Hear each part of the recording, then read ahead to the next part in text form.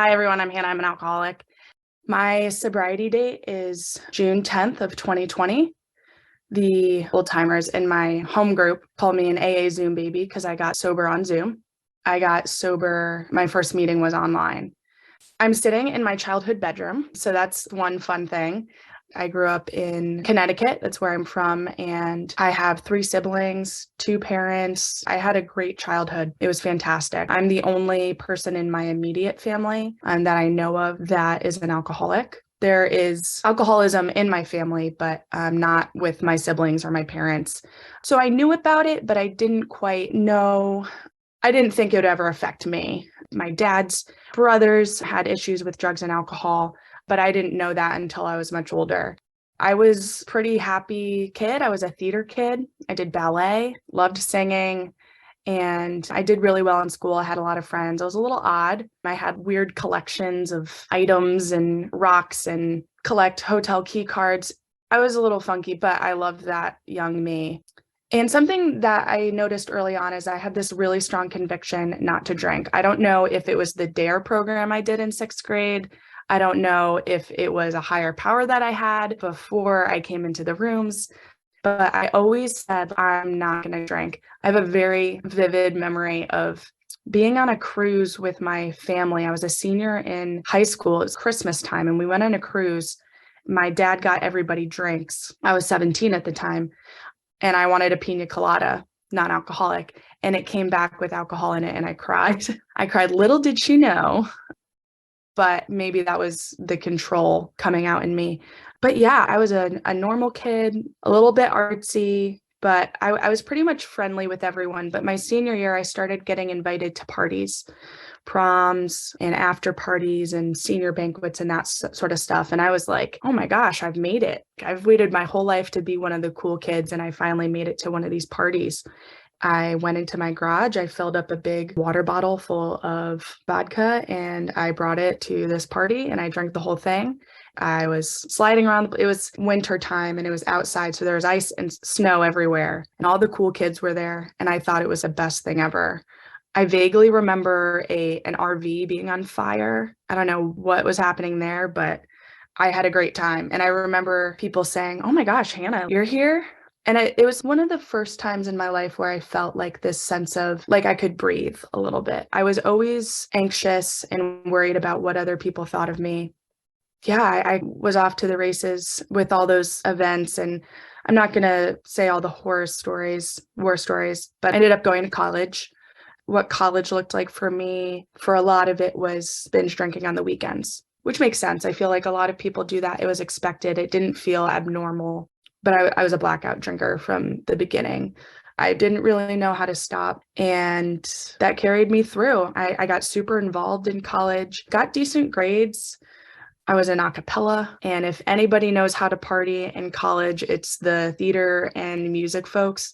So if you know what I'm talking about, you know what I'm talking about. A lot of crazy things happen at those parties, but the main love for me was alcohol and gin specifically. I ended up writing a song about gin. I'm in a band and I wrote a song about it. And anyway, my junior year, I was at a party with the artsy kids and was sexually assaulted at a party. So yeah, after that, I started drinking a little bit more heavily. I was living in an apartment off campus, and I feel like from that point, I just kept drinking more excessively. I felt like I earned it. I felt like I was allowed to. I could do whatever I want because after that happened, I should be able to do whatever I want. And I used it as a coping mechanism, and I used it as a way to be myself. And I feel like I didn't realize it was really an issue until everybody graduated college and I was left in my apartment and I was drinking alone.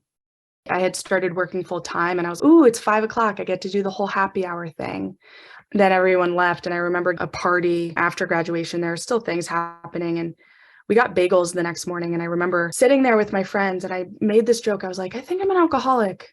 And I was expecting everybody to laugh and nobody laughed. And I was like, oh, shoot, like maybe this is an issue. But nonetheless, I moved to a new city for grad school and it was a fresh start. I had just had a breakup. I was in a new city, a new program, new roommates. and I was single. So I was like, I'm going to go out on the town all the time. The people that I was around supported this lifestyle, and it started getting a little bit more out of hand. It looked like walking the streets of not the safest city at 4 a.m. alone, drunk, finding myself in places I didn't recognize. And then the pandemic hit, and I started drinking a lot more alone because I couldn't go out. The hours of the day between classes and work, those lines blurred a little bit.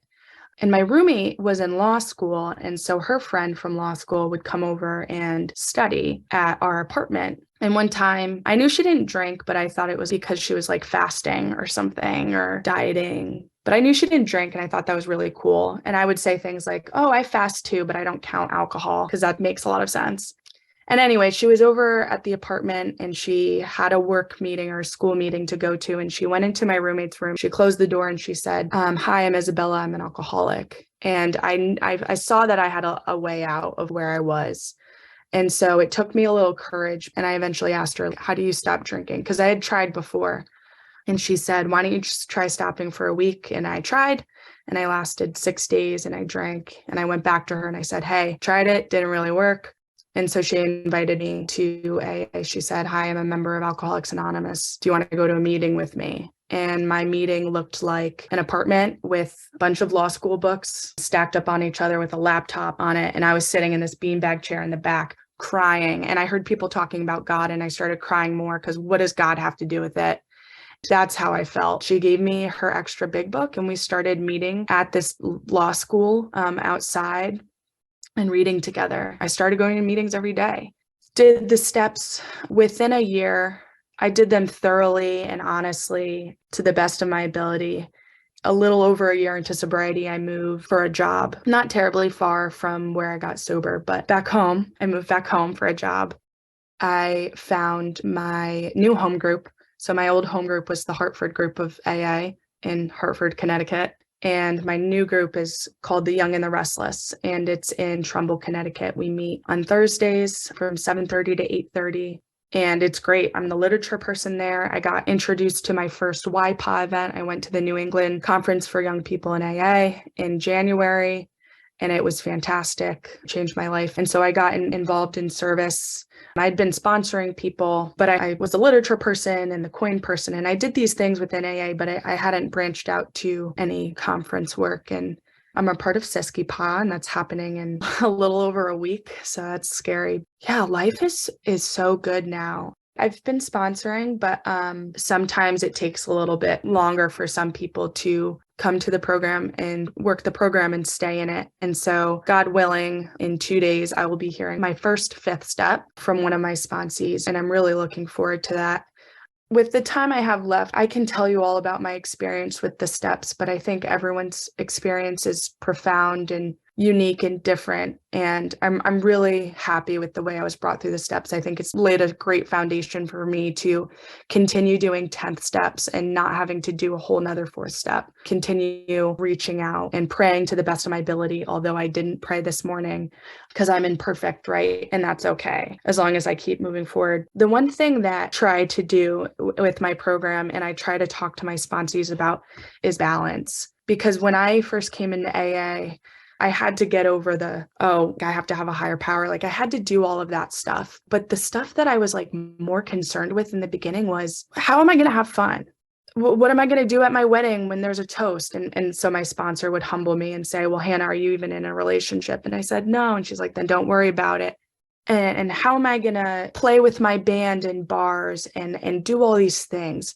What AA has given me is not a world where there's no alcohol, but it's given me tools to live in a world where there is alcohol. I frequently go see live music. And what that looks like for me is making sure I'm up with my program, making sure the people I know that I'm with, all the guys in my band, all my friends know that I'm sober. And so they're the first one to say, oh, like, let me get you your seltzer with lime. Or, Hannah, I'm going to get some water. Do you need a refill? Staying in check with myself and understanding, am I feeling okay right now? And having an exit plan. The fun hasn't stopped for me. It's just gotten better because I remember the fun. I'm spending way less money. I am extremely hydrated all the time. I get to do the things that I love, seeing music, playing in a band, actually remember the lyrics to the songs and actually sound okay and actually experience life. Because I don't know that I was doing that before. And I was so afraid that if I stopped drinking, then all of these fun parts of my life would be taken away. But really, they've just been amplified. It took some getting used to putting myself in those environments. But what it meant was if I want to have these gifts of sobriety, if I want to have these things in my life, I have to work for them. And I have to put the time and effort into my program and my relationship with my higher power for me to get to do those things. Because if I'm not praying enough, or I'm not calling my sponsor and I'm not going to meetings or carrying the message, then I'm not fit to be in a place where I can pick up a drink. I just wanted to put that out there because sometimes I feel like it's a little bit taboo to talk about going to bars and being around alcohol when you're in AA. But it was important for me to know that I could still see music and I could still be in a band and play venues and places where there's alcohol and be okay, because that's a part of my identity.